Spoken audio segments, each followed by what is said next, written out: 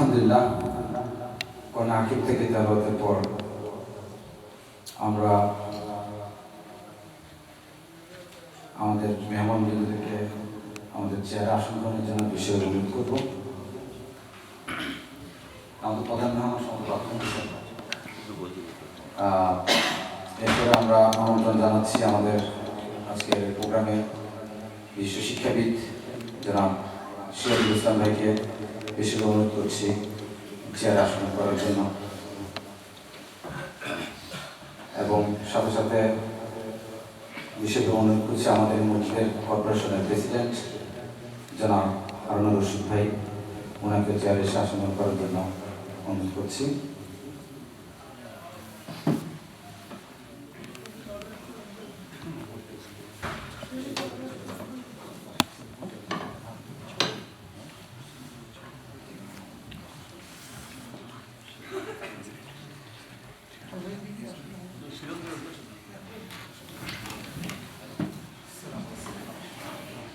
যে আমাদের মাঝে আমাদের প্রধান মেহমান আসছেন, গ্রহণ করার জন্য বিষয়ে অনুরোধ করছি মোহতারাম ডক্টর মঞ্জুর এলাহি।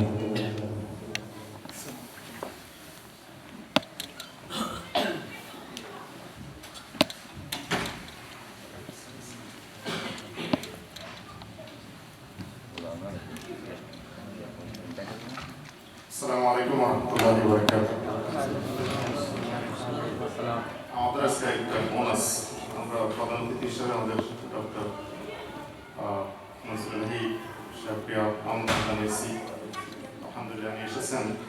বিশেষ অতিথি আমরা আজকে ছিলেন শিক্ষাবিদ ব্রাদার আবু সামিয়া সিরাজুল ইসলাম, উনি এসেছেন, এবং এর সাথেই আমরা একটি বোনাস অতিথি পেয়েছি ডক্টর আমিনুল ইসলাম।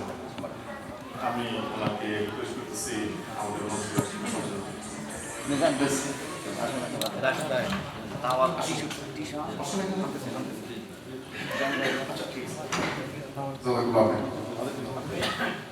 যে আমরা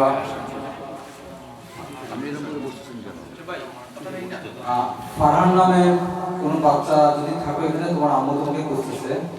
Farhan, your mom looking you please.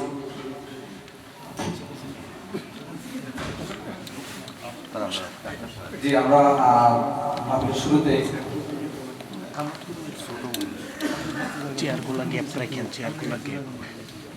মাহফিলের শুরুতে আমরা প্রথমে সংক্ষিপ্ত আমরা আমাদের আজকে বিশেষ অতিথি জনাব বিশেষ শিক্ষাবিদ জনাব সিরাজুল ইসলাম ভাই আমাদের সংক্ষিপ্ত কিছু আলোচনা করবেন। ইনশাআল্লাহ আমি অনুরোধ করছি সিরাজ ভাইকে। Abu Samiha Sirajul Islam, Abu Samiha Sirajul Islam.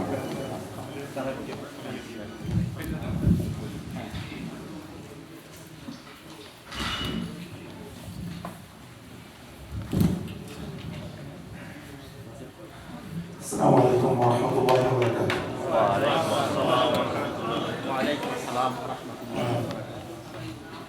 As it always happens, we say salam in the beginning and then it seems like not everybody hears it. So we just need to say it again. Assalamu alaikum wa rahmatullahi wa barakatuh. Wa alaykum assalam wa rahmatullahi wa barakatuh. إن الحمد لله نحمده ونستعينه ونستغفره ونعوذ بالله من شرور أنفسنا ومن سيئات أعمالنا. من يهده الله فلا مضل له ومن يضلله فلا هادي له. أشهد أن لا إله إلا الله وحده لا شريك له وأشهد أن محمدا عبده ورسوله. اللهم صل على سيدنا محمد وعلى آل محمد كما صليت على إبراهيم وعلى آل إبراهيم إنك حميد مجيد. اللهم بارك على محمد وعلى آل محمد كما باركت على إبراهيم وعلى آل إبراهيم إنك حميد مجيد. নিশ্চয়ই সমস্ত প্রশংসা আল্লাহর জন্য, আমরা তার প্রশংসা আদায় করি। আমরা আল্লাহ তাআলার কাছে আশ্রয় চাই, আমরা আল্লাহ তাআলার কাছে হিদায়াত কামনা করি। আমরা আল্লাহর কাছে আশ্রয় চাই আমাদের নিজের সত্তার এবং আমলের খারাপি থেকে। আল্লাহ রাব্বুল আলামিন আমাদেরকে যেন সঠিক পথের উপরে অটল অবিচল রাখে। আসলে আল্লাহ তাআলা তাকে হিদায়াত দেন, তাকে কেউ পথভ্রষ্ট করতে পারে না। আর আল্লাহ তাকে পথ থেকে ঘুরিয়ে দেন, সে কখনো কোনো গাইড পেতে পারি। তাই আমরা আল্লাহ তাআলার কাছে দোয়া করি আল্লাহ তাআলা যেন আমাদেরকে সবসময় হেদায়েতের উপরে অটল রাখেন। সম্মানিত ভাই পরিচালক, আজকের অনুষ্ঠানের সম্মানিত প্রধান মেহমান ডক্টর মনজুর ইলাহি এবং অন্যান্য মেহমান এবং আমার প্রিয় ভাই এবং বোনেরা, আমরা আজকে এখানে একত্রিত হয়েছি আমাদের প্রধান মেহমানের কাছ থেকে কথা শোনার জন্য। আমি পোস্টারে দেখলাম বলা হয়েছে দৌড়াও আল্লাহর দিকে, কথা সম্ভবত এই থিমের আলোকে আলোচনা হবে। বাট আমি চিন্তা করছি যে I should remind you about something that is happening around us today, which is the time of great trial. আমাদের সময় আমরা একটি বিরাট পরীক্ষার মধ্য দিয়ে যাচ্ছি। নিঃসন্দেহে আল্লাহ তাআলার দিকে দৌড়াতে গেলে অসংখ্য পরীক্ষার মুখোমুখি আমাদেরকে হতে হবে। আর সে সমস্ত পরীক্ষায় উত্তীর্ণ যারা হবে তারাই মূলত আল্লাহর দিকে যে গন্তব্য, সেই গন্তব্য দিয়ে তারা পৌঁছবে। সেই পরীক্ষার বিষয়টা আল্লাহ রাব্বুল আলামিন আমাদেরকে বলেছেন। আজকে শুরুতে আয়াত তেলাওয়াত করা হয়েছে, ওয়ালানাবলুওয়ান্নাকুম বিশাইইন মিনাল খাউফি ওয়াল জু'i ওয়া নাকসিন মিনাল আমওয়ালি ওয়াল আনফুসি ওয়াত তামারাত ওয়া বাশশিরিস সাবিরিন। নিঃসন্দেহে আল্লাহ তাআলা বলেন যে তোমাদেরকে পরীক্ষা করা হবে ভয় দিয়ে, ক্ষুধা দিয়ে, মাল এবং জীবনের কমতি দিয়ে এবং তোমাদের ফলের কমতি দিয়ে। আর যারা সবরকারী তাদের জন্য হচ্ছে সুসংবাদ। আর আল্লাহ সুবহানাহু ওয়া তাআলা আমাদেরকে সৃষ্টি করেছেন, তিনি জীবন এবং মৌতের সৃষ্টি করেছেন, তাদের মৌত এবং জীবনের সৃষ্টি করেছেন। আল্লাহ তাআলা বলছেন, আল্লাযী খালাকাল মাউতা ওয়াল হায়াতা লিয়াবলুয়াকুম আইয়ুকুম আহসানু আমালা। তিনি মৌত এবং হায়াতের সৃষ্টি করেছেন যাতে করে তিনি দেখতে চান তোমাদের মধ্যে কারা ভালো আমল করে। সুতরাং যে জীবন আমাদেরকে দেওয়া হয়েছে হচ্ছে পরীক্ষার জীবন। আর আমাদের চারপাশের অবস্থা, every now and then something happens and then we get affected by it. আমি যখন এখানে আসছিলাম পথে আমি রেডিও অন করে রেখেছিলাম গাড়িতে। President is going to speak tonight. If you have had your radio on, you know. And he'll be talking about what actions they're going to take. কোথাও কোথাও ইউনিভার্সিটি ক্যাম্পাসে কেউ কেউ বক্তৃতা দিয়েছেন, the students should be armed so that they could protect themselves from the Muslims. And you know that this trial is going to happen, whether you like it or not. And Allah tries every year once or twice. আর আল্লাহ এজন্য বলেছেন, আওয়ালা ইয়ারাউনা আন্নাহুম ইফতানুনা ফি কুল্লি আমিন মাররাতান আও মাররাতাইনি সুম্মা লা ইয়াতুবুনা ওয়া লা হুম ইয়াতাক্কারুন। যে তারা কি দেখে না যে প্রত্যেক বছর তাদেরকে কয়েকবার বা দুইবার ভালোভাবে পরীক্ষা করা হয়ে থাকে, কিন্তু এরপরও তারা তওবা করে না এবং তারা উপদেশও গ্রহণ করে না। পরীক্ষা আল্লাহ রাব্বুল আলামিন করতে থাকেন। So something happened here in 2001. And then something happened in London, something happened in Bombay, something happened in Paris, something happened in California, something else might happen somewhere else, and we will all be in trouble. This is the time. Rasulullah sallallahu alaihi wasallam even warned us that our ummah will go through these trials and tribulations. Different types of trials and tribulations we go through. বিভিন্ন ধরনের পরীক্ষার মধ্যে দিয়ে আমরা যাই। হতে পারে যে ন্যাচারাল ডিজাস্টার্স, প্রাকৃতিক দুর্যোগ আমাদেরকে আঘাত হানে। এভাবে কোথাও হয়েছে বন্যা, কোথাও খরা, কোথাও ভূমিকম্প, কোথাও অগ্নিউৎপাত। সেখানে প্রাণ, ফসল এবং সম্পদের হানি ঘটছে। মানুষকে পরীক্ষা করা হচ্ছে, আল্লাহ তাআলা করছেন। কোথাও সাইক্লোন হচ্ছে, কোথাও দুর্ভিক্ষ হচ্ছে, মুসলিমদের দেশগুলোতে হচ্ছে। আর কোথাও কোথাও political operation and repression is going through. Muslims are going through. যারা মুসলমানদের রক্ষা করার কথা ছিল, they are doing this oppression and repression, not the enemies of Islam or Muslims from outside. আমাদের দেশগুলোতে যারা হত্যাকর্তা হয়ে বসে আছে তারা মুসলমানদের উপরে অত্যাচার নির্যাতনের স্কিম রোলার চালাচ্ছে। That's another kind of tribulation that we might go through. War, terrorism, disease, and so many others you can name off that you will go through. এই জন্য রাসূলুল্লাহ সাল্লাল্লাহু আলাইহি ওয়াসাল্লাম আমাদেরকে সতর্ক করেছেন। রাসূলুল্লাহ সাল্লাল্লাহু আলাইহি ওয়াসাল্লাম একটা হাদিসে, মোটামুটি একটা বড় হাদিস, I'm going to recite that hadith and we will talk about that hadith a little bit. and maybe then I'll end. The hadith عن عبد الرحمن ابن عبد رب الكعبة قال دخلت المسجد فإذا عبد الله بن عمرو بن العاص رضي الله عنه جالس في ظل الكعبة والناس مجتمعون عليه فأتيتهم فجلست إليه. عبد الرحمن بن عبد رب الكعبة একজন তাবেঈ, তিনি বলছেন আমি মসজিদে আসলাম, মানে মসজিদুল হারাম, আর সেখানে আব্দুল্লাহ ইবনে আমর ইবনে আস রাদিয়াল্লাহু আনহুমা রাসূলুল্লাহ সাহাবী, তিনি কাবার ছায়ায় বসেছিলেন আর লোকেরা তার চারপাশে জমা হয়েছে। আচ্ছা, আমি তাদের কাছে আসলাম, বসলাম। فقال আব্দুল্লাহ ইবনে আমর ইবনে আস বললেন কুন্না মা রাসূলিল্লাহ সাল্লাল্লাহু আলাইহি ওয়াসাল্লাম, আমরা রাসূলুল্লাহ সাল্লাল্লাহু আলাইহি ওয়াসাল্লামের সাথে ছিলাম।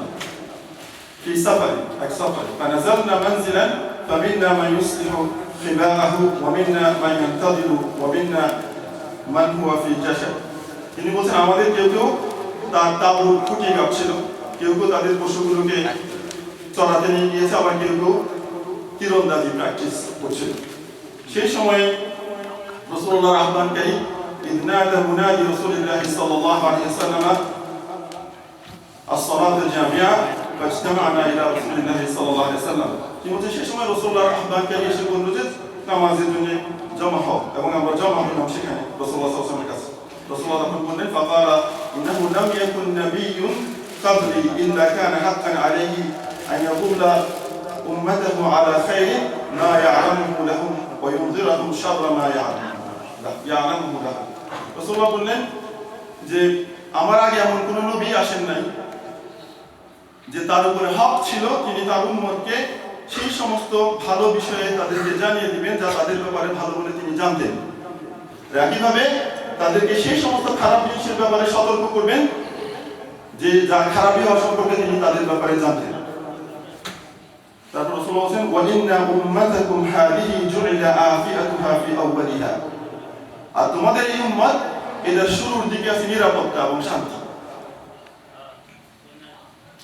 وسيصيب آخرها بلاء وأمور تنكرونها وتجيء فتنة فيرقق بعضها بعضا. রাসূলুল্লাহ তোমাদের এই উম্মতের শেষের দিকে এর উপরে বালা এবং মুসিবত এবং এমন সমস্ত বিষয় পতিত হবে যেগুলো তোমরা অপছন্দ করবে। وتجيء فتنة, এরপরে একটার পর একটা ফিতনা আসবে, فيرقق بعضها بعضا, একটার পর আরেকটাকে কি করবে, ইনসিগনিফিকেন্ট করে দিবে, মানে এখন যা আসলে তারপরে যেটা হবে এর চেয়ে আগেরটা চেয়ে বড় হবে এবং সিগনিফিকেন্সের দিক থেকে আগেরটা হয়ে যাবে ছোট। وتجيء الفتنة فيقول المؤمن هذه مهلكتي, ফিতনা আসবে, পরীক্ষা আসবে, আর মুমিন বলবে هذه مهلكتي, এখানে আমার শেষ। ثم تنكشف وتجيء الفتنة فيقول المؤمن هذه এরপর সেই ফিতনা আল্লাহ উঠিয়ে নেবে, আরেকটা বড় আসবে, আর মুমিন বলবে هذه মানে আমার শেষ, এখানে আমার শেষ। এই শেষ তারা বলবে মুমিন, যারা বিশ্বাসী তারা, but a munafiq will not say that because he does not have iman. So the fitna does not actually try him, as Allah said in the ayah that I recited earlier, that every year they will be tried once or twice, but they will not make tawbah and they will not take heed, they will not be reminded. So the believer will feel the difficulty of life. So he will say, هذه مهلكتي, this is my end. And Rasulullah said, this is how it will continue. One will go away. So 2001 went away. We thought maybe it's gone. And alhamdulillah, our life is becoming easy. And then you have something else happening in London subway. And then something in Madrid in Spain. Something in Bombay. Something Paris. So it goes one after the other, and in your life you are suffocated as if your faith is taken away from you.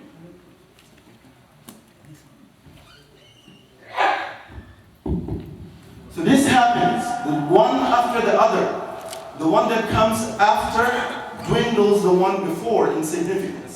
And this is how our ummah is going through, and it will be. So what do we do if this happens?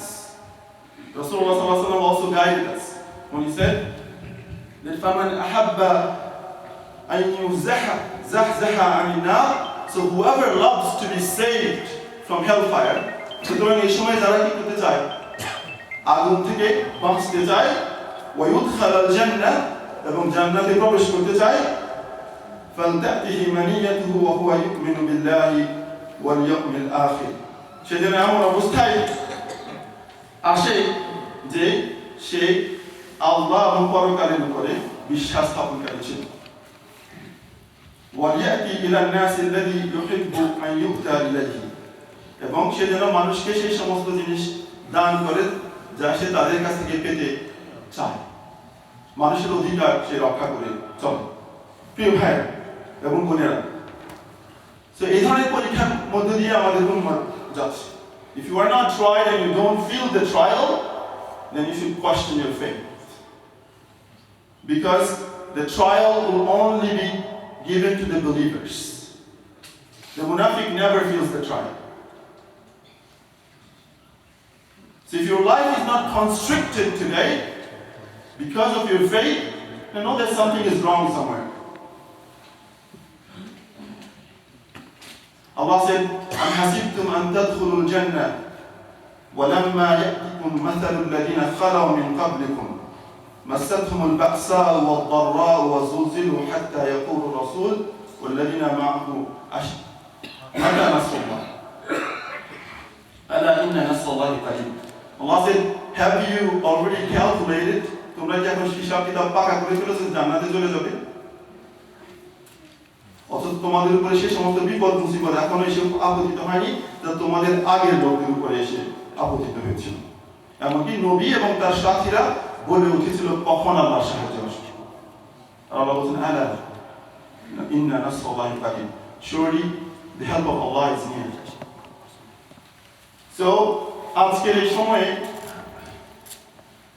I don't know what the president will say tonight and they're already planning many things and know that your life as believers in this country is going to be very, very, very, very difficult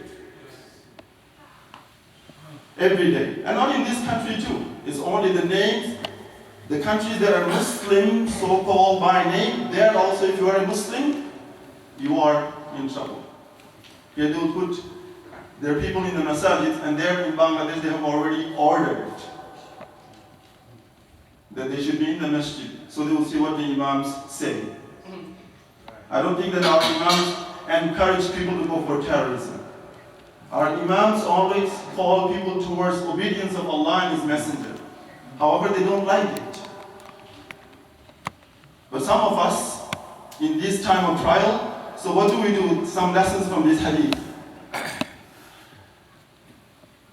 এই হাদিসের lesson প্রথম কথা আমি আগে বলেছি যে বিলিভাররা শুধুমাত্র কি করবে এই কষ্ট এবং মুসিবত এবং এই পরীক্ষা অনুভব করবে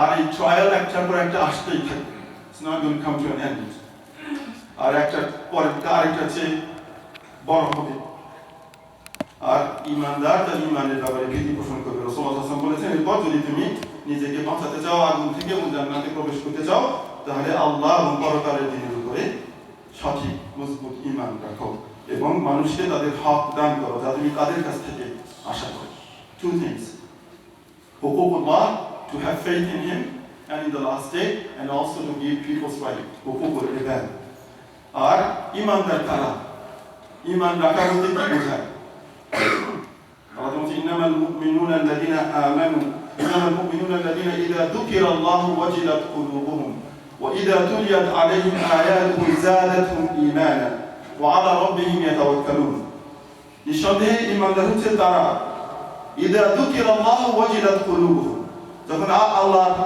কথা তাদেরকে স্মরণ করানো হয় তখন তাদের দিলগুলো কেঁপে ওঠে তাদের দিলে কাঁপা it's not out of fear only it's out of love too that fear and love causes your heart to tremble that this is your Lord who created you and you will face him. He loves you, but he is also able to punish you if you disobey him. So your heart trembles, moves. وَإِذَا تُلِيَتْ عَلَيْهِمْ آيَاتُهُ زَادَتْهُمْ إِيمَانًا And when the ayats of Allah are recited before them, যখন আল্লাহর আয়াত তাদের সামনে পড়া হয় তাদের ঈমান বৃদ্ধি পায় কিন্তু মুনাফিকদের এগুলো হয় না এজন্য রাসূলুল্লাহর সময় মুনাফিকরা যখন এরকম আয়াত নাযিল হতো একজন আরেকজনকে বলতো তোমাদের কার ঈমান বৃদ্ধি পেয়েছে তারা আল্লাহর আয়াতে মক করতো ঠাট্টা করতো and they were part of Muslim societies তারা রাসূলুল্লাহর সাথে মসজিদে নামাজ পড়তো রাসূলুল্লাহর সাথে জিহাদে অংশগ্রহণ করত, তারা যাকাতও দিত, হজও করত। These were the people. এরা আল্লাহ বলছেন তারা এরপরে আল্লাহর উপরে তাওয়াক্কুল করে। আল্লাযীনা ইউকিমুনা আস-সালাহ, যারা নামাজ কায়েম করে। ওয়া মিম্মা রাযাকনাহুম ইউনফিকুন, এবং আমরা তাদেরকে যে রিজিক দিয়েছি তা থেকে আল্লাহর রাস্তায় ব্যয় করে। উলাইকা হুমুল মুমিনুনা হাক্কা, এরা হচ্ছে সত্যিকার মুমিন। লাহুম দারাজাতুন ইনদা রাব্বিহিম ওয়া মাগফিরাতুন ওয়া রিজকুন কারীম, এদের জন্য হচ্ছে আল্লাহ তাআলার কাছে মর্যাদা, তাদের জন্য আল্লাহর কাছ থেকে মাগফিরাত এবং একটা সম্মানজনক রিজক আল্লাহ তাআলা তাদের জন্য ওয়াদা করেছেন। প্রিয় ভাই এবং বোনেরা, so in these times of trial, what do? We stick to our faith. We don't give it up. We'll be tried. We don't give up our faith. We don't hide our faith, as the early believers did not do. Rasulullah sallallahu alaihi wasallam, আমরা যে ট্রায়ালের মধ্যে দিয়ে যাচ্ছি যে অনেক অনেক বেশি গুণ ট্রায়াল রাসূলুল্লাহ সাল্লাল্লাহু আলাইহি ওয়াসাল্লাম তার সাহাবীরা গিয়েছেন। খাব্বাব ইবনে আরাত রাদিয়াল্লাহু আনহু, তারা আগুন জ্বালিয়ে অঙ্গারের উপরে শুয়ে তার বুকে পাথর অথবা পা দিয়ে চাপা দিয়ে দেয়, সেখান থেকে তার রক্ত, গোশত, চামড়া এগুলো গলে গলে আগুন না নিভা পর্যন্ত তারা শিখাতে পারত। সেই অবস্থায় খাব্বাব রাদিয়াল্লাহু আনহু রাসূলুল্লাহ সাল্লাল্লাহু আলাইহি ওয়াসাল্লামের কাছে এসেছেন। রাসূলুল্লাহ কাবার দেয়ালের সাথে হেলান দিয়ে বসে আছেন। তিনি বলছেন, ইয়া রাসূলুল্লাহ, আপনি আমাদের জন্য দোয়া করেন না। রাসূলুল্লাহ সাল্লাল্লাহু আলাইহি ওয়াসাল্লাম হেলান দেয়া থেকে সোজা হয়ে উঠে বসে গিয়েছেন এবং তিনি রাগ হয়ে গিয়েছেন। আপনার আমার অবস্থা হলে কি হবে? আমি আপনার মত এবং পথের অনুসারী হলাম, আমাকে শাস্তি দেওয়া হচ্ছে, আপনার কাছে এসে আমি বললাম যে আপনি আমাদের জন্য দোয়া করেন না। এত বলা হয় না যে আপনি আমাদেরকে উদ্ধার করার ব্যবস্থা করেন না কেন? দোয়া করেন, আপনি রাগ হয়ে গেলেন। আপনি কি করতেন? গোষ্ঠী মারি তোমার মত এবং পথের, আমি লিভিং ইউর পাথ। রাসূলুল্লাহ সাল্লাল্লাহু আলাইহি ওয়াসাল্লাম, খাব্বাব, তোমরা খুব তাড়াহুড়া করছো, বরং তোমাদের আগে যারা এই বিষয়ের উপর ঈমান এনেছিল তাদের কাউকে কাউকে মাথার উপরে করাত থেকে ছিঁড়ে ফেলা হয়েছে, তাদের কাউকে কাউকে আগুনে ভরা গর্তের মধ্যে ফেলে দেওয়া হয়েছে, তাদের কাউকে কাউকে লোহার চিরুনি দিয়ে জীবন্ত অবস্থায় শরীর থেকে চামড়া, গোশত এগুলোকে টেনে টেনে নামানো হয়েছে, কিন্তু তারা তাদের ঈমান ত্যাগ করে। So if you really want to save yourself, then you have to be firm on the faith. A lot of things will be done. You have not done something, but you will be accused of doing that. Because this world has become so twisted. We do not know who's doing what, but the blame is always on us.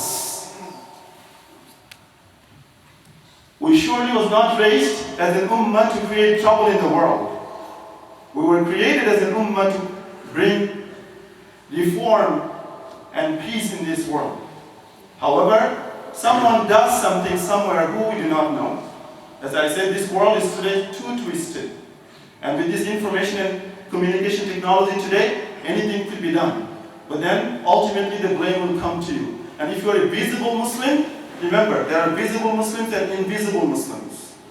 A man like me, or people sitting here, you'll be visible Muslim, and you'll be targeted more. And the sisters who wear hijab, niqab, etc., they will be targeted more than those who do not. So in this case, what will you be doing? As Rasulullah said, if you really want you to save yourself from hellfire and go to Jannah, then you should be having your faith in Allah in the last day and give people the right, their dues as you like it to be given to you. So brothers and sisters, inshallah, I would just like to remind you with that in these days of trouble, we do not give up our faith.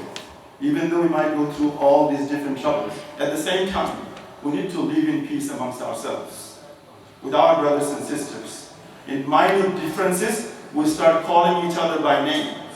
Things that are acceptable differences, we create trouble in our masajid. Wallahi, this is not how this ummah should be. And then we call names, we slander people. We gather for halaqatul ilm, gatherings of knowledge, but then we end up slandering and defaming others that we disagree on with. Instead of working together, where our whole existence is in difficulty. In that case, we will take issues of minor differences and then we fight amongst ourselves. We level, something to our scholars of the past and of the present with our little understanding. If an alim, a scholar, criticize an alim, that's his right to do it, because they're not doing to defame him, rather to correct the knowledge. However, we who have no knowledge of, we learn something and then we start blaming others, start fighting others, and then we stop going to this masjid because these people don't pray this way. And we go to another, we see someone doing this way, okay, I'm not going to come to this masjid again. And this happens. And those are not fundamentals. So may Allah subhanahu wa ta'ala make us understand the crucial point of time in which our whole existence is in difficulty. Remember, there are many places in this world where Muslims used to have states. Their community existed, but they don't exist anymore. How many of us know there are how many Muslim states existed in what is today's Russia? They don't exist anymore. Few days ago we had problems with Russia and Ukraine about Crimea. And you know the Crimea used to be a Muslim state, run by the Muslim Tatars and Turks. Today, their number in that state is only about 6 to 7%. And who are fighting? Russians and Ukrainians, not them. So communities from some places have disappeared totally. Spain, 700 years of our existence. And then, why were kicked out? Because the three communities there, the Arabs, the Berbers, and the local Spaniards, were fighting with one another. I mean Muslims, these are three groups of Muslims. And then the Muslim rulers, every state became on its own instead of uniting as they were supposed to be. So if you fight, then rahmah goes away. Mercy of Allah goes away. Even the very small thing, remember Rasulullah came out then on the day to inform people about Laylatul Qadr. And he saw two men fighting and he forgot about it. So he said, I came out to inform you the day of Qadr, and I saw these two people were fighting, so the knowledge was taken away from me. And because of this, we lose. So I ask Allah subhanahu wa ta'ala to make our hearts reconcile with one another. We ask Allah subhanahu wa ta'ala to give us tawfiq to work together. And we ask Allah subhanahu wa ta'ala to show us the right path and love one another. أقول قولي هذا وأستغفر الله لي ولكم. السلام عليكم.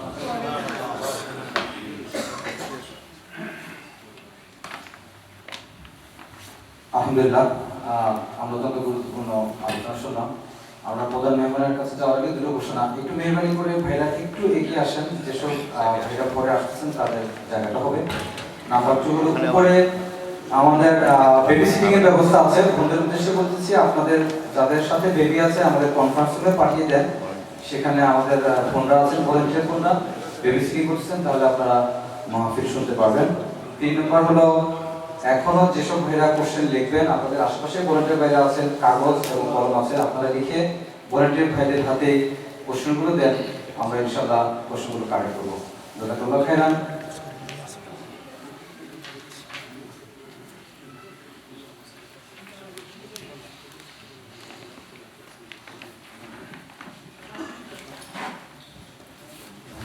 আরেকটি ঘোষণা হলো যে আমরা আমাদের মাঝে আরেকজন মেহমান আছেন ডক্টর আমিনুল ইসলাম। আমরা ইনশাআল্লাহ এই মুহূর্তে আমরা সময় করতে পারতেছি না, যদি আমরা সময় করতে পারি এন্ড অফ দ্য মাহফিলে দিয়ে আমরা ইনশাআল্লাহ দেখবো, না আরেক সময় আমরা ওনাকে স্পেশালি ইনশাআল্লাহ আমরা ইনভাইট করে এখানে নিয়ে আসবো। আমাদের উদ্দেশ্যে এখন আজকের এই মাহফিলের প্রধান মেহমান, যিনি আমাদের উদ্দেশ্যে এখন আলোচনা করবেন। আলোচনার বিষয় দোয়া আল্লাহর দিকে, এরপর আমরা একটু ব্রেক নিয়ে তারপর আমরা বসন্ত যাবো ইনশাআল্লাহ। এখন আমাদের উদ্দেশ্যে আলোচনা করবেন মুহতারাম ডক্টর মনজুর এলাহি।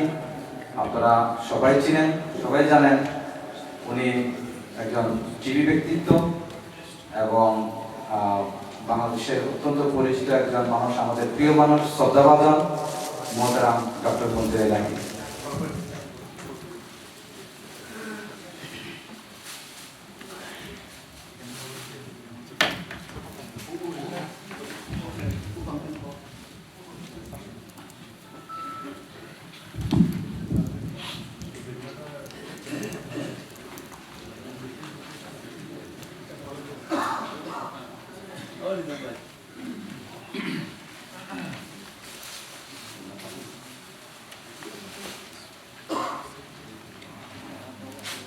السلام عليكم ورحمة الله وبركاته.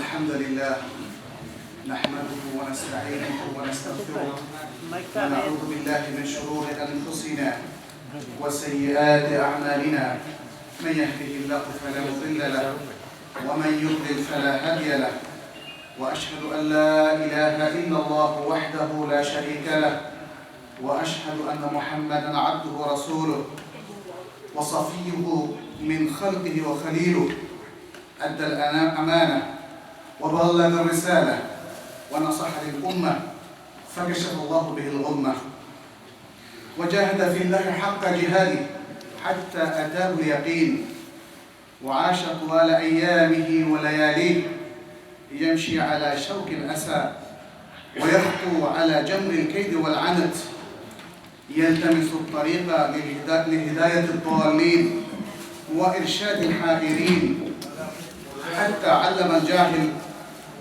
وقوم المعوج وأمن الخائف وطمأن القلق ونشر أبواب التوحيد والحق والخير كما تنشر الشمس ضياءها في رابعة النهار.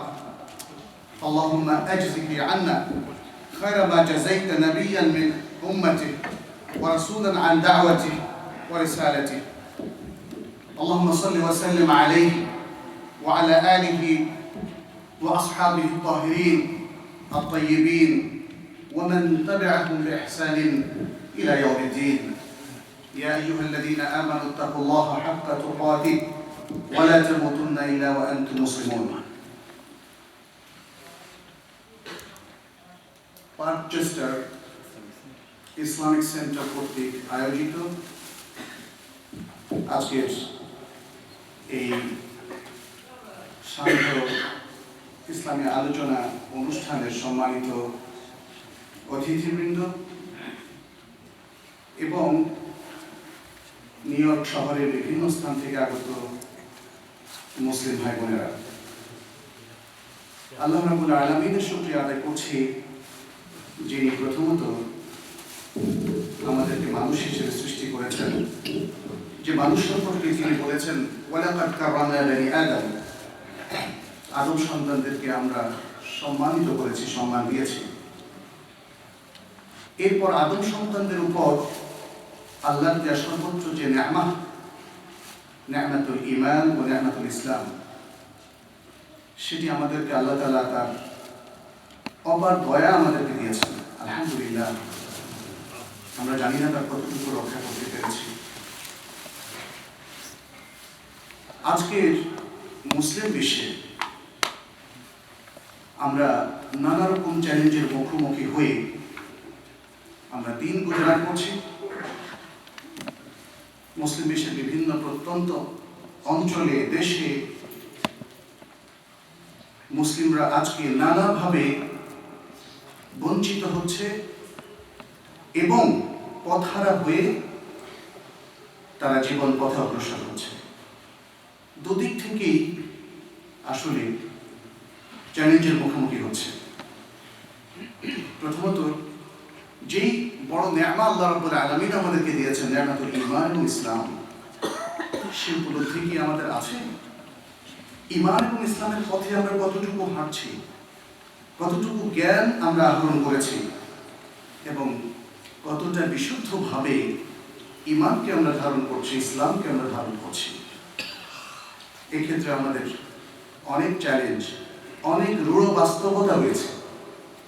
আর অন্যদিকে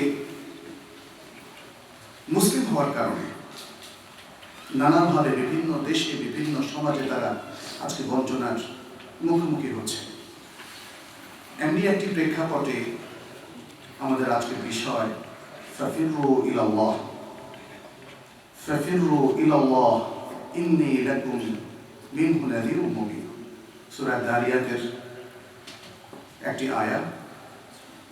আল্লাহর দিকে পালাও, আল্লাহর দিকে দৌড়াও। রাসূলুল্লাহ সাল্লাল্লাহু আলাইহি ওয়াসাল্লামকে বলা হয়েছে আরেকটি ঘোষণা দিতে, যে আমি নিশ্চয়ই আল্লাহর পক্ষ থেকে তোমাদের জন্য একজন স্পষ্টভাষী সতর্ককারী। আল্লাহর দিকে দৌড়াও, এই কথাটার অর্থটা কি? আল্লাহর দিকে দৌড়াও মানে হচ্ছে আল্লাহর দিকে যাও। আমরা এই প্রসঙ্গে কিছু বক্তব্য তুলে ধরবো এর ব্যাখ্যায়, মুফাসসিরিন কেরাম কি বলেছেন এবং তারপর আজকের প্রেক্ষাপটে কিভাবে আল্লাহর দিকে দৌড়াবো, আল্লাহর দিকে দৌড়ানোর পন্থাগুলো কি সেটা নিয়ে আমরা আলোচনা করবো ইনশাআল্লাহ। এটি আল্লাহ তাআলার মহাগ্রন্থ আল কোরআনের একটি অন্যতম আয়াত।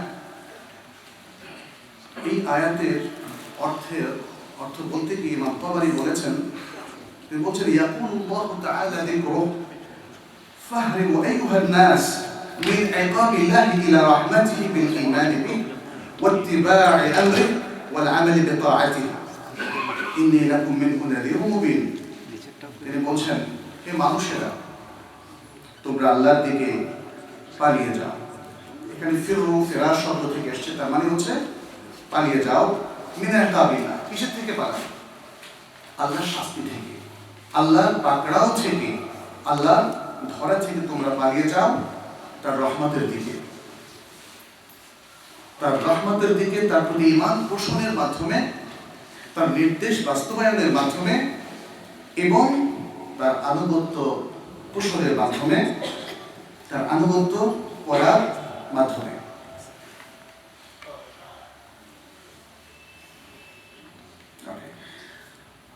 আর আমি আল্লাহর পক্ষ থেকে তোমাদের জন্য একজন সতর্ককারী। এখানে ইমাম কুরতুবী আরেকটি প্রসঙ্গ তুলে এনেছেন যে পূর্ববর্তী উম্মার যে অবস্থা ছিল, তাদের কাছে নবীরা এসেছিলেন কিন্তু নবীদের ডাকে তারা সাড়া দেয়নি। নবীদের বিরোধিতা তারা করেছে, নবীদেরকে মিথ্যা প্রতিপন্ন তারা করেছে, নবীদেরকে তারা অনেক সময় হত্যা করেছে। ফলে আল্লাহ তাআলা তার নবী সাল্লাল্লাহু আলাইহি সাল্লামকে বললেন, এই জাতির মধ্যেও তেমনি একটি অবস্থা দেখা দিয়েছে যে তারা তোমার কথা মানছে না, তারা তোমার ডাকে সাড়া দিচ্ছে না, সত্যের পথে তারা আসছে না। অতএব তোমার এই জাতিকে বলে দাও তারা যেন আল্লাহর দিকে আসে, আল্লাহকে ভয় পায়, আল্লাহর প্রতি ঈমান পোষণ করে। ফাফিরু ইলাল্লাহ ইন্নী লাকুম নাযীরুম মুবিন। ইবনে আব্বাস রাদিয়াল্লাহু তাআলা আনহু এর ব্যাখ্যায় বলেছেন, আল্লাহর দিকে ফিরতে হবে গুনাহ থেকে তওবার মাধ্যমে, আল্লাহর দিকে ফিরতে হবে আল্লাহর ইতাআতের মাধ্যমে, তার রাসূল সাল্লাল্লাহু আলাইহি ওয়াসাল্লামের ইতাআতের মাধ্যমে। মুহাম্মদ ইবনে আব্দুল্লাহ ইবনে আমর ইবনে উসমান ইবনে আফফান তিনি বলেছেন, ফাফিরু ইলাল্লাহ এর অর্থ হচ্ছে উখরুজু ইলা মক্কা। এই ব্যাখ্যাটা অবশ্য তখনকার জন্য প্রযোজ্য ছিল যে মক্কার দিকে চলে আসো, আল্লাহর পথ পেতে হলে মক্কা থেকে তোমরা বের হয়ে যাও। হুসাইন ইবনে ফাদল তিনি বলেছেন, ইহতারিজু মিন কুল্লি শাইইন দুন আল্লাহ, আল্লাহ ছাড়া সব কিছু ছেড়ে দাও, আল্লাহ ছাড়া আর যত মত আছে, যত পথ আছে সবকিছু ছেড়ে আল্লাহর দিকে চলে আসো। আবু বকর আল-বাররা তিনি বলেছেন, এর অর্থ হচ্ছে ফাফিরু ইলাল্লাহ, অর্থাৎ ফাফিরু মিন তাআতি শাইতান ইলা তাআতিল্লাহ, আল্লাহর তাআতের দিকে চলে আসো শয়তানের আনুগত্য ছেড়ে। আর জুনাইদ তিনি বলেছেন, আশ-শাইতানু দাঈন ইলাল বাতিল ফাফিরু ইলাল্লাহ ইয়ামনাউকুম মিনহু, শয়তান মানুষকে বাতিলের দিকে, অন্যায়ের দিকে, অশ্লীলতার দিকে আহ্বান করে, অতএব তোমরা আল্লাহর দিকে ফিরে আসো, শয়তান থেকে বিরত হও। এভাবে আমরা অনেকগুলো কথা উলামায়ে কেরাম থেকে, মুফাসসিরিনে কেরাম থেকে, সালাফ থেকে এই আয়াতের ব্যাখ্যায় পাই, যার অর্থই হচ্ছে আল্লাহর দিকে তোমরা ফিরে আসো। কারণ পৃথিবীতে তোমাদের জীবন যেভাবে পরিচালিত হচ্ছে, যে চ্যালেঞ্জের মধ্যে তোমরা আছো, যে অবস্থার মধ্যে তোমরা আছো, এই অবস্থা থেকে উত্তরণ আল্লাহর পথ ছাড়া আর কোনো বিকল্প এর নেই। অতএব আল্লাহর দিকে তোমরা ফিরে আসো। সম্মানিত ভাই বোনেরা যারা আজকে এখানে উপস্থিত হয়েছেন, আমরা মুসলমানদের ইতিহাস যদি দেখি, সেই শুরু থেকেই আল্লাহর নবী যখন এই পৃথিবীতে আল্লাহ তাকে প্রেরণ করলেন, সেই মক্কা নগরীতে একটা দেশ, একটা সমাজ যেটা ছিল জাহিলিয়াতে ভরা, সকল অন্যায় ভরা, সকল অশ্লীলতায় ভরা। আর ইসলাম এসে মানুষকে সে অশ্লীলতা থেকে, সে অন্যায় থেকে, সে অত্যাচার থেকে এবং একটা অশিষ্ট সমাজ থেকে, অশালীন সমাজ থেকে, একটা অত্যাচারী সমাজ থেকে ইসলাম তাদেরকে মুক্তি দিয়েছে। সেটা কিভাবে? বিফিরার ইলাল্লাহ, আল্লাহর দিকে আসার মাধ্যমে, আল্লাহর পথে অগ্রসর হওয়ার মাধ্যমে। আমরা আজকে কিছু বাস্তবতা আপনাদের সামনে তুলে ধরবো। এর আগে সিরাজুল ইসলাম আপনাদের সামনে বেশ কিছু গুরুত্বপূর্ণ কথা রেখেছেন এবং এখন আমাদের কি কি অবস্থার মুখোমুখি আমরা হচ্ছি বিশ্বব্যাপী, আমরা যারা মুসলিম জাতি রয়েছি সে বিষয়টা তুলে ধরেছেন। এটা নতুন কিছু নয়, এটা নতুন কিছু নয়। আমাদের একটু পর্যালোচনা করা দরকার আরো। যে অবস্থায় আমরা আছি, শুধু সেই রূঢ় বাস্তবতাকে কেন্দ্র করে নিজেরা যদি আমরা সমাধান খুঁজে নিতে চাই নিজেদের মতো করে, তাহলে হবে না। সমাধান নিতে হবে আল কোরআন ও সুন্নাহ থেকে, সালাফে সালেহিন থেকে। দেখতে হবে আসলে আমাদের মূল সমস্যাটা কোথায় এবং ফাফিরু ইলাল্লাহ এর সঠিক বাস্তবায়নটা কি। এখানে যদি আমরা ফেল করি তাহলে অনেক কিছুতেই আমরা ফেল করব। আমাদের সবচেয়ে বড় সমস্যা, আমি যে দুটো কারণের কথা বলেছি, প্রথম হলো যে মহান নিয়ামত আল্লাহ তাআলা আমাদেরকে দিলেন, ঈমান এবং ইসলাম, যেটা ওহী আকারে আমাদের কাছে নাযিল হয়েছে, কুরআন এবং সুন্নাহর মেসেজ হিসেবে আমাদের কাছে এসেছে। আসলে ঠিক এই কোরআনিক টেক্সট এবং সুন্নাহর মধ্যে যে ঈমানের কথা বলা হয়েছে, যে ইসলামের কথা বলা হয়েছে, সেই ঈমান এবং ইসলামকে আমরা ধারণ করতে পারছি কিনা, এবং তার আগে আরেকটি বিষয় হচ্ছে সেটা আমরা জানি কিনা।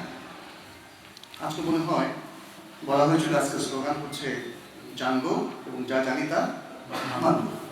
কিন্তু এই জানাটা কতটা অথেন্টিক হচ্ছে এই বিষয়টা কিন্তু আমাদের খুবই সিরিয়াসলি ভাবতে হবে। কোরআনে যে সতেজ ঈমানের কথা বলা হয়েছে, যে সতেজ ইসলামের রূপরেখা দেওয়া হয়েছে, সেটা কি সঠিকভাবে আমাদের সামনে উপস্থাপিত হচ্ছে কিনা, এটা একটা বিষয়। দ্বিতীয় বিষয় হচ্ছে আমাদের আসলে চলমান অনেকগুলো সমস্যা রয়েছে। এর মধ্যে একটা সমস্যা হচ্ছে কিভাবে নিজেদেরকে আজকের এই প্রেক্ষাপটে আমরা জ্ঞানী করে তুলবো, নলেজেবল করে তুলবো। তৃতীয় আরেকটি বিষয় হচ্ছে আমাদের মধ্যে যে ব্যাপক মতভেদ, মতবিরোধ, সেটাকে কিভাবে আমরা ম্যানেজ করব। ম্যানেজ করার বিষয়টা অত্যন্ত গুরুত্বপূর্ণ একটা বিষয়। আমরা একটা বিষয় করে সংক্ষেপে আলাপ করবো ইনশাআল্লাহ। প্রথমে আসা হচ্ছে ঈমান এবং ইসলামের বিষয়টা। আমাদের মধ্যে অনেকেরই ধারণা হচ্ছে ঈমান মানে হচ্ছে বিশ্বাস এবং আল্লাহর প্রতি বিশ্বাস, রাসূল সাল্লাল্লাহু আলাইহি ওয়াসাল্লামের প্রতি বিশ্বাস। ঈমানের যে রকমগুলো আছে খুব থারোলি আমরা এগুলো মুখস্থ করি, যেমন আমানতু বিল্লাহি ওয়া মালাইকাতিহি ওয়া কুতুবিহি ওয়া রাসূলিহি ওয়াল ইয়াউমিল আখির ওয়াল কদরি খাইরিহি ওয়া শাররিহি। হ্যাঁ, এভাবে আমরা শিখেছি। যাই হোক, এগুলো ৬টা রকমের কথা যেটা বলা হয়েছে, এটা হচ্ছে ঈমান। কিন্তু ঈমানের গুরুত্বপূর্ণ প্রসঙ্গগুলো কি আমরা জানি? আমরা কি সেটা কখনো আদৌ আলোচনায় এনেছি? কারণ আল্লাহর দিকে ফিরে আসতে হবে তো ঈমান সহকারে, আল্লাহর দিকে তো ফিরে আসতে হবে ইসলামের প্র্যাকটিস সহকারে। দৌড়ে আপনি একটা ঘরে ঢুকে গেলেন, এটা আল্লাহর দিকে ফেরানো। দৌড়ে কেউ একজন মসজিদের মধ্যে ঢুকে গেল, এটাও কিন্তু আল্লাহর দিকে ফিরে আসা নয়, পালানো নয়। প্রথম পয়েন্টগুলো থেকে আমাদেরকে আসতে হবে। ঈমানের অনেকগুলো কম্পোনেন্ট আছে। ঈমানের অত্যন্ত গুরুত্বপূর্ণ কম্পোনেন্টের মধ্যে আছে আল মাহাব্বা লিল্লাহ ওয়া লিরাসূলিহি ওয়া লিদীনিহি। আল্লাহ এবং তার রাসূল সাল্লাল্লাহু আলাইহি ওয়াসাল্লাম এবং দ্বীনের প্রতি মাহাব্বা থাকা, ভালোবাসা।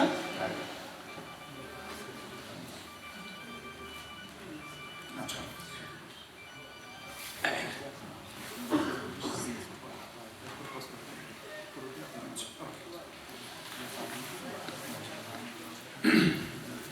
আমরা বলছিলাম ইমানের প্রসঙ্গটা। ইমানের অত্যন্ত গুরুত্বপূর্ণ কম্পোনেন্ট হচ্ছে আল্লাহ এবং তার রাসূলের প্রতি ভালোবাসা।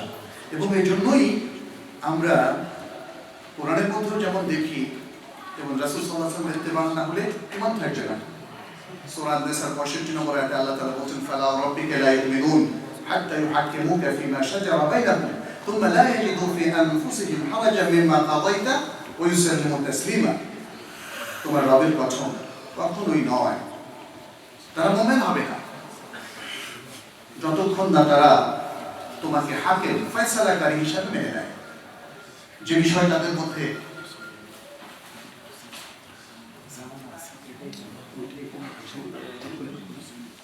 আমাদের বন্ধুদের কাছে সাউন্ড যাচ্ছে না, আমরা একটু ঠিক করে দেন, হ্যাঁ সাউন্ড না গেলে তো মুশকিল। মাইক অফ রাখি না, একবারে চেক করে কনফার্ম করে আবার শুরু করে না, মাঝখানে আমি টেস্ট করি, ঠিক আছে, টেস্ট করে মনে নেই কথা। আলহামদুলিল্লাহ যাচ্ছে কিনা ফোন করেন একটু। জি, ওখানে কমিউনিকেশন হচ্ছে টেলিফোনে, আপনারা চিন্তা করবেন না। হাত্তা ইউহাক্কিমুকা ফীমা শাজারা বাইনাহুম, তাদের মধ্যে যে বিবাদ বিসংবাদ রয়েছে, যে বিরোধিতা রয়েছে, যে খেলাফ রয়েছে, তার মধ্যে তারা রাসূলুল্লাহ সাল্লাল্লাহু আলাইহি ওয়াসাল্লাম তোমাকে ফয়সালাকারী হিসাবে যতক্ষণ না তারা নির্ধারণ করে, এরপর ওই ফয়সালা সম্পর্কে অন্তরে কোনো দ্বিধা রাখে না এবং সর্বান্তকরণে মেনে নেয়। সুবহানাল্লাহ। অত্যন্ত গুরুত্বপূর্ণ মেসেজ কিন্তু এখানে রাখা হয়েছে। রাসূলুল্লাহ সাল্লাল্লাহু আলাইহি ওয়াসাল্লামের প্রতি ঈমানের এটা হচ্ছে একটা নিদর্শন। তাকে মানতে হবে এবং তার প্রতি মাহাব্বত পোষণ করতে হবে। বুখারী মুসলিমের আরেকটা হাদিস আমরা জানি, রাসূলুল্লাহ সাল্লাল্লাহু আলাইহি ওয়াসাল্লাম বলেছেন, লা ইউমিনু আহাদুকুম হাত্তা আকুনা আহাব্বা ইলাইহি মিন ওয়ালিদিহি ওয়া ওয়ালাদিহি ওয়ান নাসি, ততক্ষণ পর্যন্ত তোমাদের কেউ ঈমানদার হবে না যতক্ষণ না আমি তার কাছে, তার বাবা, তার সন্তান এবং সকল মানুষ থেকে প্রিয়তম হবে। সালাম, আমরা কি রাসূলুল্লাহ সাল্লাল্লাহু আলাইহি ওয়াসাল্লামকে আসলেই ভালোবাসি? এটা কি ভালোবাসি? অনেক সময় মনে হয় আসলে একাডেমিক্যালি অথবা ইন্টেলেকচুয়ালি ভালোবাসি।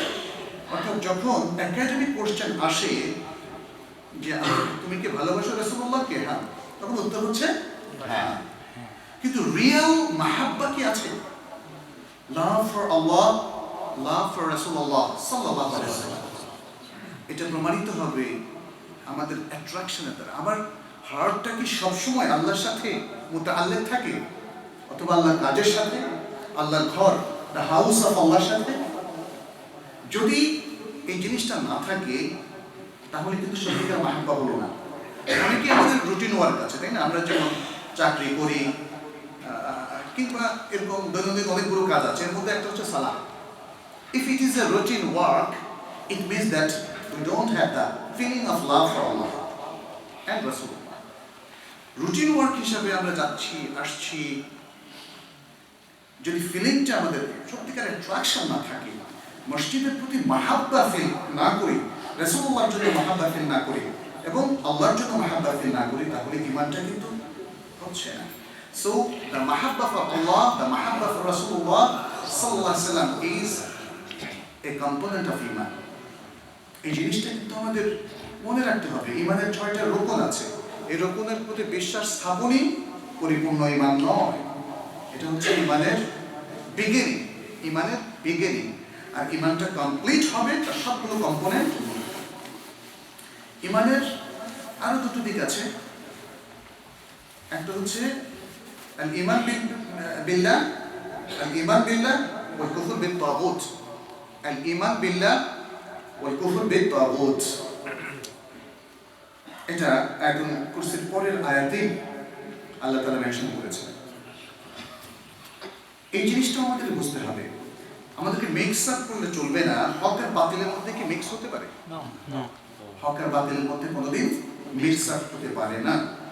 তাহলে যেই বিষয়টাকে আমরা মনে করলাম যে এত বড় নিয়ামত, নিয়ামতুল ঈমান, আমাদের লাইফ স্টাইল, আমাদের চিন্তা ভাবনা, আমাদের পড়াশোনা, আমাদের চাকরি বাকরি এবং আমাদের ডেইলি যে কাজকর্ম, তার মধ্যে দেখতে হবে if we mixed the haq with batil or the batil with, হকের সাথে বাতিলের যদি মিক্সচার হয় তখন জয়ী হবে কে? বলেন তো, হক আর বাতিল যদি একসাথে থাকে জয়ী হবে কি? বাতিল। তার কারণ হচ্ছে এটা আল্লাহ তাআলা নিয়ম করে দিয়েছেন। কারণ একটা শিরক যদি কোনো মুমিনের মধ্যে পাওয়া যায় তাহলে তার সকল আমল বাতিল হয়ে যাবে। একটা কুফর যদি মুমিনের মধ্যে পাওয়া যায় তাহলে আর তার ঈমান থাকবে না।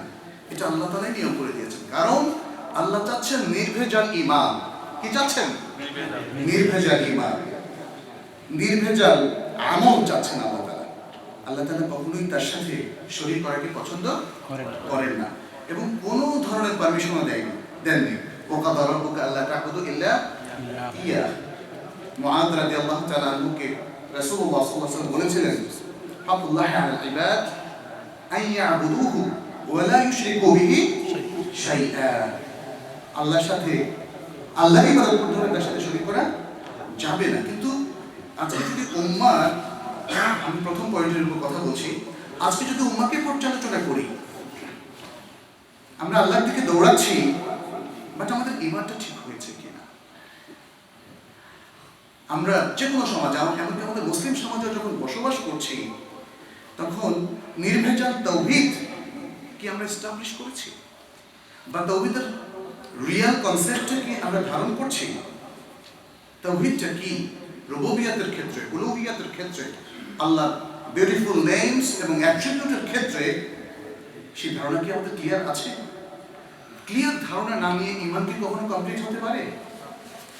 তাওহীদ হচ্ছে সবকিছুর মূল। ইসলাম এবং ঈমানের মূল হচ্ছে, রুট হচ্ছে তাওহীদ।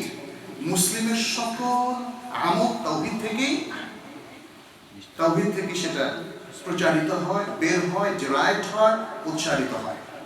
যেমন মাটির নিচ থেকে পানি বের হয়, তাওহীদ থেকে মুমিনের চিন্তা, চেতনা, আমল, অল অ্যাক্টিভিটিস তাওহীদ ভিত্তিক হয় এবং তাওহীদ থেকেই সেটা উৎসারিত হয়। আমরা যে সালাত করছি, কেন সালাত করছি? টু এস্টাবলিশ তাওহীদ, তাওহীদ প্রতিষ্ঠার জন্য। কারণ এটা ইবাদতের মধ্যে অন্যতম গুরুত্বপূর্ণ ইবাদত, আর ইবাদত হলো তাওহীদের সবচেয়ে গুরুত্বপূর্ণ প্রকার। একমাত্র আল্লাহর ইবাদত করা আর কারো নয়। সম্মানিত ভাইরা, আমরা ইমানের পয়েন্টের মধ্যে আছি। আল্লাহর দিকে দৌড়াও, এই কথাটা তখনই বাস্তবায়িত হবে যখন রিয়াল ইমানের কনসেপ্টটা আমাদের থাকবে। ইমানের প্রথম যে রোকন আল ঈমান বিল্লাহ, তার গুরুত্বপূর্ণ পার্ট হচ্ছে তাওহীদ। এবং এই প্রথম রোকনের এই পার্টটাকে সবকিছু রুট করে দেওয়া হয়েছে। এই জন্য প্রত্যেক নবীর দাওয়া ছিল তাদের লোকদের প্রতি, সম্প্রদায়ের লোকদের প্রতি, ইয়া কওমি ইবুদুল্লাহ মা লাকুম মিন ইলাহিন গায়রুহু। তারা কিন্তু রুবুবিয়তের দিকেও দাওয়াত দেননি, দিয়েছেন উলুহিয়তের দিকে। আল্লাহকে একমাত্র উপাস্য এবং ইলাহ, ইবাদতের যোগ্য সত্তা হিসাবে মেনে নেওয়ার জন্য, এবং আর কাউকে যেন ইবাদত করা না হয়, আর কারো আনুগত্য যেন করা না হয়, আর কারো পূজা অর্চনা যেন করা না হয়। এটা হচ্ছে মূল কনসেপ্ট। কিন্তু আজকের প্রেক্ষাপটে মুসলিমদের অবস্থা দেখলে কি মনে হয়? এই অ্যাসেসমেন্টটা কিন্তু আমাদের লাগবে। আমার প্রত্যেকের নিজের চিন্তা চেতনা, এই পরিপূর্ণ ঈমানের যে কনসেপ্টটা আছে, ইসলামের যে কনসেপ্টটা আছে, এর সাথে কতটা সঙ্গতিপূর্ণ অথবা অসঙ্গতিপূর্ণ। আল্লাহর আনুগত্যের মধ্যে থাকার অর্থই হচ্ছে শুধু ইবাদত করা নয়, বরং ইবাদত বিরোধী সকল কার্যকলাপ বন্ধ করা।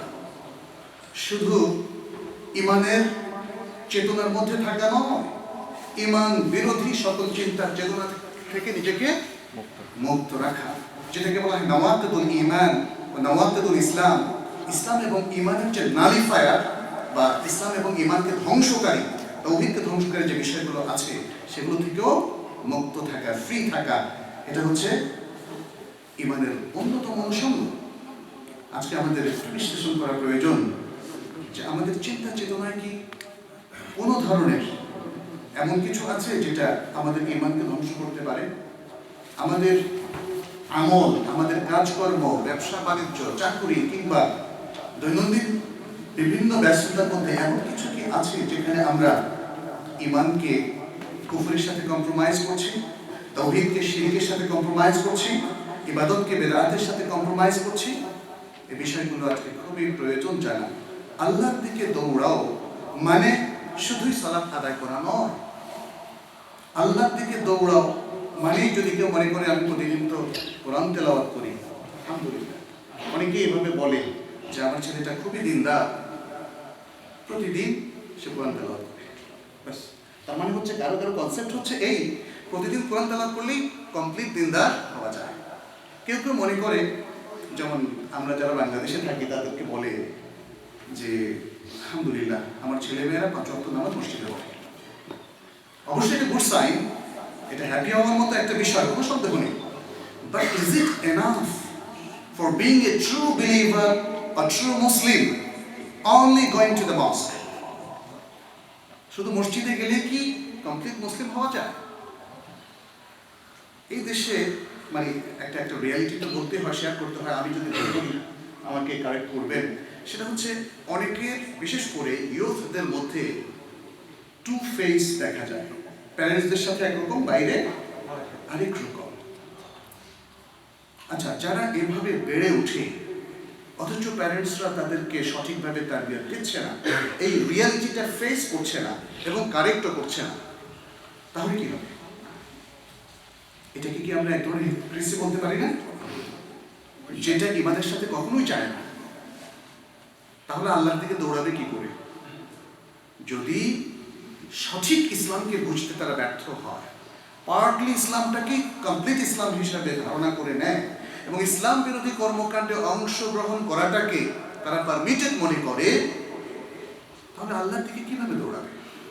প্রিয় ভাইরা, এই বিষয়গুলো কিন্তু আমাদেরকে মনে রাখতে হবে। এই জন্যে রিয়াল ইমানটা কি এটা আমাদেরকে জানতে হবে।